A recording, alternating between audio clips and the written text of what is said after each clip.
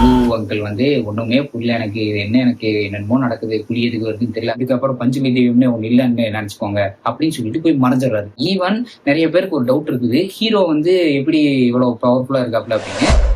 Hello காந்தரா படம் வந்துட்டு கிட்டத்தட்ட ஒரு 10 நாளுக்கு மேல ஆயிடுச்சு. இப்போ வந்து ரிவ்யூ போடுறா அப்படின்னு கேட்டீங்கன்னா ரிவ்யூ கிடையாது. பஞ்சுருளி குளிகா சிவகனான்னு சொல்லிட்டு இந்த படத்துல நிறைய இடத்துல இதை கேட்டிருப்பீங்க. அந்த பேர்களுக்குண்டான புராண கதைகள் என்னென்ன, அவங்கள யார் யாரு அப்படிங்கிறதா இந்த வீடியோல நம்ம பார்க்க போறோம். ஃபர்ஸ்ட் வந்த காந்தாராலேயே 1847 ஒரு ராஜா நிம்மதி இல்லாம தூக்கம் இல்லாம அழைச்சிட்டு இருக்காரு. அவருக்கு ஒருத்தர் வந்து இந்த மாதிரி நீ வந்து நிம்மதியை தேடி போ, உனக்கு கண்டிப்பா கிடைக்கும் அப்படின்னு சொல்லி அனுப்பிச்சு வைக்கிறப்போ அவர் காட்டுல போயிட்டு இருக்கிறப்போ ஒரு இடத்துல அவருக்கு தேர்ந்த நிம்மதி கிடைக்குது. அது என்ன இந்த இடத்துல நமக்கு இவ்வளவு நிம்மதி கிடைக்குதுன்னு பாக்குறப்போ அங்க பஞ்சுருளின்னு சொல்லிட்டு ஒரு கல்ல சாமியா கும்பிட்டு சில மக்கள் அங்க வாழ்ந்துட்டு இருக்காங்க. அதை பார்த்தீங்கன்னா அந்த ராஜா, நான் உங்க ராஜாவா கேட்கிறேன், எனக்கு இந்த சாமியை என்கிட்ட கொடுத்துருங்க, எனக்கு இது நிம்மதி கொடுக்கும் அப்படின்னு சொன்னதுமே அவங்க யாருமே தர முடியாதுன்னு சொல்றப்போ பஞ்சுருளியே அங்கிருந்து ஒருத்தர் மேல இறங்கி, உனக்கு நான் வேணுமா, சரி நான் உங்க கூட வரேன், உனக்கு நிம்மதி கிடைக்கும், ஆனா அதுக்கு பதிலா நீ இங்க இருக்கிற மக்களுக்கு இந்த நிலத்தை கொடுக்கணும். அதுவும் எப்படி அப்படின்னா, அந்த பஞ்சுருளி தெய்வம் ஒரு ஒளி, ஒரு சவுண்ட் கொடுப்பாங்க. அந்த சவுண்டு எவ்வளவு தூரத்துக்கு போதோ அவ்வளவு தூரத்துக்கு எவ்வளவு நிலம் இருக்கோ அந்த நிலத்தை அத்தனையுமே நீ என் மக்களுக்கு கொடுக்கணும் அப்படிங்கிறாரு. அது மட்டும் இல்லாம நான் இப்ப பஞ்சுருளியா இந்த வாக்கை நான் உனக்கு கொடுக்குறேன், இந்த நிலம் இந்த மக்கள் கிட்ட இருக்கிற வரைக்கும் தான் உனக்கு நிம்மதி கிடைக்கும், நானும் உன் கூட இருப்பேன். ஆனா எப்போ உன் வம்சாவளியில் வர யாராவது ஒருத்தர் இந்த நிலம் வேணும்னு சொல்லிட்டு இந்த மக்கள் கிட்ட இருந்து இதை அடிச்சு கொடுக்கணும்னு நினைச்சாங்கன்னா அப்போ உன் குடும்பத்தோட நிம்மதி போயிடும். அது மட்டும் இல்லாம குளிகா என்னை விட ரொம்ப ஆக்ரோஷமான ஒரு தெய்வம். சோ குளிகாக்கு இது தெரிஞ்சிச்சுன்னா உங்க குடும்பமே ரொம்ப கஷ்டப்படும் அப்படின்னு சொல்லிட்டு அப்பவே எச்சரிச்சுட்டு போயிருப்பாப்ல. சோ அதுக்கப்புறம் ராஜா அந்த கற்சிலையா இருக்கிற சாமியை கொண்டு வந்து பஞ்சுருளி தெய்வத்தை அவர் கூட வச்சு அவர் நிம்மதியா வாழ்ந்துட்டு இருக்காரு. அதுக்கப்புறம் பல வருஷங்கள் போகுது. அதுக்கப்புறம் ஒரு 1970 நினைக்கிற கிட்டத்தட்ட ஒரு 150 வருஷம் அதுக்கப்புறம் அவரோட வம்சாவளியில வந்த ஒரு ஆள் வந்து இது எங்க நிலம் தானே அப்படிங்கிற மாதிரி அந்த மக்கள் கிட்ட ஒரு பிரச்சனை பண்ணிட்டு இருக்காரு. அந்த மக்கள்ல ஒருத்தருக்கு வந்து சாமி இறங்குது. அவர் வந்து இந்த மாதிரி இந்த நிலம் வந்து உங்களோட மக்களுக்காக கொடுக்கப்பட்டது, இதை நீ வந்து கேட்கக்கூடாது அப்படிங்கிற மாதிரி எக்ஸ்பிளைன் பண்ணிட்டு இருக்கிறப்போ டக்குன்னு வந்து இது வேஷம் போட்டவன் பேசுறாப்லையா இல்ல வந்து சாமி தான் பேசுதா அப்படின்னு சொல்லிட்டு அவன் கொஞ்சம் ஏகத்தாளமா திமிரா பேசணுமே, நான் தெய்வமா நான் பஞ்சுருளியானே உனக்கு சந்தேகம் வருதா, சரி இப்ப நான் போறேன், இதுக்கப்புறம் நீங்க யாராவது என்ன பாத்தீங்க அப்படின்னா இதுக்கப்புறம் பஞ்சமி தெய்வம்னே ஒண்ணு இல்லைன்னு நினைச்சுக்கோங்க அப்படின்னு சொல்லிட்டு போய் மறைஞ்சிடுறாரு. அதுதான் ஃபர்ஸ்ட் பார்ட்ல வந்த ஹீரோவோட அப்பா. பட் இந்த எதிர்த்து பேசினார்ல, நீ பஞ்சுருளியா இல்ல நீ வந்து வேஷம் போட்டவன் தான் பேசிட்டு இருக்கியா அப்படின்னு கேள்வி கேட்டவன் கோர்ட்டு வாசலையே வந்து ரத்த வத்தி எடுத்து இறக்க போயிடுறாப்ல. அதே மாதிரி அவங்க அண்ணன் வேஷம் போட்டதுக்கு அப்புறம் அந்த குடும்பத்துல இருந்து இன்னொருத்தன் வந்து நீ நான் சொல்ற மாதிரி பேசு, நான் சொல்றது வந்து சாமி சொன்ன மாதிரி நீ பேசி மக்கள் கிட்ட இருந்து நிலத்தை வாங்கி அங்க கொடுத்துரு அப்படிங்கிற மாதிரி சொன்னப்போ பண்ண மாட்டேன் அப்படின்னு மாதிரி அவங்க அண்ணன் சொல்றாரு. சோ ஹீரோவோட அண்ணனை போட்டு தள்ளிடுறாப்ல. சோ அதுக்கப்புறம் ஹீரோவுக்கு புரிஞ்சு அந்த வில்லன் கூட போய் ஃபைட் பண்றப்போ சாமி கூட நீங்க எடுத்துட்டு கிளம்புங்கடா, எனக்கு இந்த நிலம் தான் வேணும் அப்படின்னு சொல்லிட்டு ஒரு பிரச்சனை பண்ண வரப்போ அந்த டைம்ல பஞ்சுருளி கொடுத்த வாக்க மீறி இவங்க ஒரு விஷயம் பண்றாங்க அப்படின்னு தெரிஞ்சு குளிகா இறங்குறாப்புல. அதுவும் குளிகா தெய்வத்துக்கு ரொம்ப பசி அதிகமா இருக்கும் அப்படின்னு சொல்லிட்டு அவங்களோட புராணங்கள்ல சொல்லப்பட்டிருக்கு. சோ அதனாலதான் குளிகா இறங்குனதுக்கு அப்புறம் குளிகா ஃபைட் பண்ணிட்டு இருக்கும் கிளைமேக்ஸ்ல அந்த டைம்ல திடீர்னு ஒருத்தர் வந்து புரிய கொண்டு வைப்பாப்புல. அந்த புரிய ரொம்ப ஆக்ரோஷமா சாப்பிட்டு இருக்கும். அந்த டைம்ல பின்னாடி ஒருத்தர் அடிக்க வரப்போ கூட அவனை கூட கவனிக்காம டக்குன்னு தலையை திருப்பி ஒரு அடி அடிக்கும். அதுலயே வந்து அவங்க போய் விழுகிற மாதிரி காமிப்பாங்க. சோ அதனால குளிகா தெய்வம் ரொம்ப ஆக்ரோஷமான தெய்வம், அதுவும் ரொம்ப பசி இருக்கக்கூடிய ஒரு தெய்வம் அப்படின்னு காமிச்சிருப்பாங்க. அதுக்கப்புறம் பஞ்சுருளியா வேஷம் போட்டு பஞ்சுருளி இறங்கினதுக்கு அப்புறம் தன்னோட அப்பா எங்க மறைஞ்சு போனாரோ அதே இடத்துக்கு போய் சிவா அதாவது ஹீரோவும் மறைஞ்சு போற மாதிரி காமிச்சு அந்த படத்தை முடிச்சிருப்பாங்க. இந்த பஞ்சுருளி தெய்வம் இவங்க கும்பிடுறாங்கல்ல, அந்த பஞ்சுருளி தெய்வம் உருவானதுக்கு ஒரு புராண கதை இருக்கு. சிவனோட கைலாயத்தில் இருக்கக்கூடிய தோட்டத்துல ஒரு பன்றி இறந்துருது. அந்த பன்றிக்கு பிறந்த ஒரு குட்டினா இந்த பஞ்சுருளி அப்படின்னு சொல்றாங்க. இந்த பஞ்சுருளிய பார்வதி தேவி எடுத்து வளர்த்த ஆரம்பிக்கிறாங்க. ஆனா கொஞ்ச நாள் போக போக வளர்ந்ததுக்கு அப்புறம் அந்த தோட்டத்தையே இந்த பஞ்சுருளி நாசம் பண்ண ஆரம்பிக்குது. சோ அதை பார்த்து ரொம்ப கோபமான சிவன் அந்த பன்றியை நம்ம அழிச்சிடணும்னு சொல்லிட்டு போறாரு. ஒரு சைட்ல சிவன் அந்த பன்றியை அழிச்சிட்டதாவும் அதுக்கப்புறம் பார்வதி தேவி ரொம்ப கோவப்பட்டதுனால அவங்க ரொம்ப வருத்தப்படுறாங்க அப்படின்னு தெரிஞ்சதுக்கு அப்புறம் அவரு அதோட ஆத்மாவை பூமிக்கு அனுப்பிச்சு இந்த மக்களை வந்து நீ பாதுகாக்கணும் அப்படின்னு சொல்லி அனுப்பிச்சு சொல்றாங்க. இன்னொரு சைடு சிவன் வந்து அதை கொல்ல கிடையாது. சிவன் கொல்ல போகும்போது பார்வதி தேவி அவரை ஸ்டாப் பண்ணி இல்ல நீங்க வந்து இதை கொல்லக்கூடாது, இதை வந்து நீங்க பூமிக்கு அனுப்பிச்சீங்க அப்படின்னு சொன்னதுனால மக்களுக்கு எந்த பிரச்சனையும் வராம அவங்களோட பிரச்சனைகள் குறைகள் எல்லாத்தையும் கேட்டு அதை சால்வ் பண்ணி வைக்கக்கூடிய ஒரு தெய்வமா நீ இருக்கணும்னு சொல்லிட்டு பஞ்சுருளிய பூமிக்கு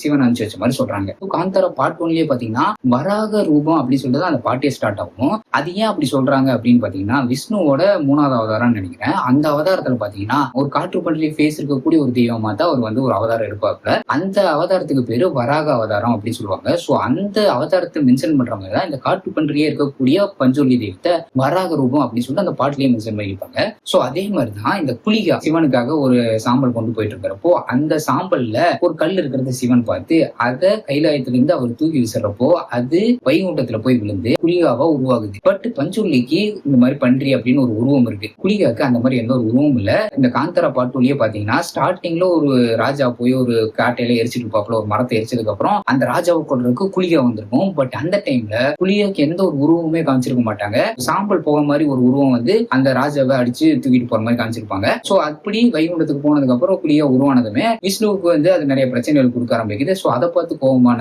விஷ்ணு, நீ வந்து பூமிக்கு ஒரு பெண்ணுக்கு ஒரு குழந்தையா ஒரு கருவா உருவாகணும் அப்படின்னு சொல்லிட்டு அனுப்பிச்சு வச்சிடறாப்புல. சோ ஒரு 9 மாசத்துக்கு அப்புறம் தன்னோட அம்மாவோட வைத்திய லிஸ்ட் வெளியே வந்ததாகவும், வெளியே வந்ததுக்கு அப்புறம் கூட ரொம்ப பசியா இருந்ததுனால அங்கிருந்து ஆடு மாடுன்னு எல்லாத்தையுமே சாப்பிட்டதாகவும், ஈவன் சூரியனையே சாப்பிட போனதாகவும் இதை பார்த்துட்டு விஷ்ணுவே வந்து தன்னோட விரல கொடுத்து அந்த குளிகையோட பசியை ஆத்தி, இதுக்கப்புறம் நீ மக்களுக்கு காவல் தெய்வமா, அதாவது இப்போ நம்மளோட ஊர்ல எல்லாம் வந்து கருப்பராயசாமி வந்து எல்லை தெய்வம்னு சொல்லுவாங்கல்ல, அந்த மாதிரி இது வந்து எல்லையில இருக்கக்கூடிய ஒரு தெய்வம். ஈவன் நிறைய பேருக்கு ஒரு டவுட் இருக்குது, ஹீரோ வந்து எப்படி இவ்வளவு பவர்ஃபுல்லா இருக்காப்ல அப்படின்னு. பூமியில ஏதாவது பிரச்சனை நடக்கிறப்போ சிவனால சில சிவகணங்கள் அனுப்பப்படும். அதாவது அவர் ஒர்க் ஆட்களா இருப்பாங்கல்ல, அவங்க எல்லாத்தையும் தான் சிவகணா அப்படின்னு சொல்லுவாங்க. மக்களுக்கு ஏதாவது பிரச்சனை அப்படின்னு பூமியில ஏதாவது பிரச்சனை நடக்குன்னு தெரிஞ்சுன்னா சிவனே அனுப்பிச்சு வைப்பாப்ல. அந்த மாதிரி புராண கதைகள்ல சொல்லப்பட்டிருக்கு. அப்படி பாக்குறப்போ இந்த சிவகணாவா இருக்கிற பஞ்சுள்ளி குளிகாமும் ஒரு எரிக்கல் மூலமா வந்துட்டு திடீர்னு பூமியில வந்து விழுகிற மாதிரி காமிச்சிருப்பாங்க படத்தோட ஸ்டார்டிங்லயே. சோ அதே மாதிரி மனிதனா அனுப்பப்பட்ட ஒரு சிவகணா தான் வெறுமேன்னு அழைக்கப்படக்கூடிய பார்ட் 2 ஹீரோ. சோ அப்படின்னு அவர் பவர்ஃபுல்லா இதெல்லாம் ஆல்ரெடி அவர் முடிச்சிருக்கலாம்ல ஸ்டார்டிங்ல, எதுக்கு இவ்வளவு பிரச்சனை எல்லாம் அவர் ஃபேஸ் பண்ணாரு அப்படிங்கிற மாதிரி கேட்டீங்கன்னா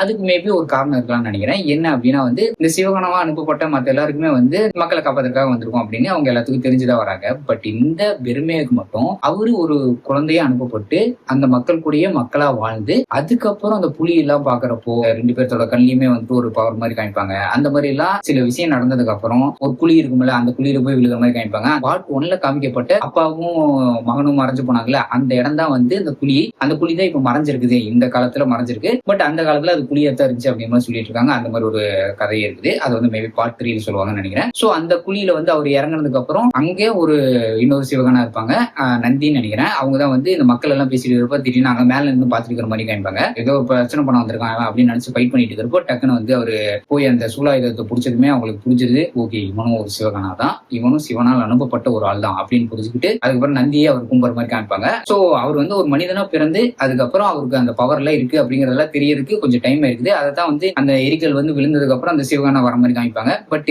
பெருமைக்கு மட்டும் கடைசியில எண்டிங் கிளைமேக்ஸ்ல தான் வந்து அந்த நெருப்பு வந்து விழுந்து அந்த நெருப்புல இருந்து புலி வந்து அதுக்கப்புறம் புலி கூடியே வந்து சிவகனாவான இவர் பெருமை ஹீரோவும் வர மாதிரி காமிப்பாங்க. கிளைமேக்ஸ்ல தான் அதை காமிப்பாங்க. இது வரைக்கும் மனிதனா வாழ்ந்தவர் இப்போ ஒரு சிவகனான்னு புரிஞ்சு வராரு. அப்ப அந்த புலியும் வந்து சிவகனாவா அப்படின்னு கேட்டீங்கன்னா ஈஸ்வர பூந்தோட்டம் அப்படின்னு சொல்லிட்டு அந்த பிளேஸ் சொல்லுவாங்க. அந்த மக்களா வாழ்ந்துட்டு இருக்காங்கல்ல அந்த பிளேஸ். சோ பார்வதி தேவியால ஈஸ்வரனுக்காக உருவாக்கப்பட்ட ஒரு பூந்தோட்டம் தான் இந்த ஈஸ்வர பூந்தோட்டம் அப்படிங்கிற மாதிரி ஒரு புராண கதை இருக்குது. சோ அந்த பூந்தோட்டத்துல இந்த பெருமையை வந்து சிவகனாவா அனுப்புறாரு சிவன். அந்த சிவகனாவா அனுப்பப்பட்ட பெருமையை வந்து மனிதனா தான் இருக்கான் அப்படிங்கறதுனால அவனை பாதுகாக்கணும் அப்படிங்கறதுக்காக பார்வதி தேவியால அனுப்பப்பட்ட ஒரு புலி தான் இந்த புலி. சோ அதனாலதான் வந்து இன்ட்ரோவலப்ப கூட வந்து இந்த பெருமைக்கு ஏதோ பிரச்சனை வருதுன்னு தெரிஞ்சோன்னே டக்குன்னு வந்து அங்க புலி இறங்கி ஒரு பயங்கரமான ஒரு ஃபைட் நடக்கும். சூப்பரா இருக்கும் அது. சோ நீங்க படத்தை பார்த்துட்டீங்க அப்படின்னா படம் எப்படி இருந்துச்சு அப்படின்னு சொல்லி கீழே கமெண்ட் பண்ணுங்க. ஆல்ரெடி நான் சொன்ன மாதிரி ப்ளூ அங்கிள் வந்து ஒண்ணுமே புரியல, எனக்கு என்னமோ நடக்குது, புலி எதுக்கு வருதுன்னு தெரியல, அது வருதுன்னு தெரியல அப்படின்னு சொல்லிட்டு எப்போ இந்த லோகாக்கு ஒரு விஷயம் பண்ணியிருந்தாரு அதே விஷயத்தை தான் இங்கேயும் பண்ணி வச்சிருந்தாரு. லோகா படம் பார்த்தும் புரியலங்கிறப்பல, இப்போ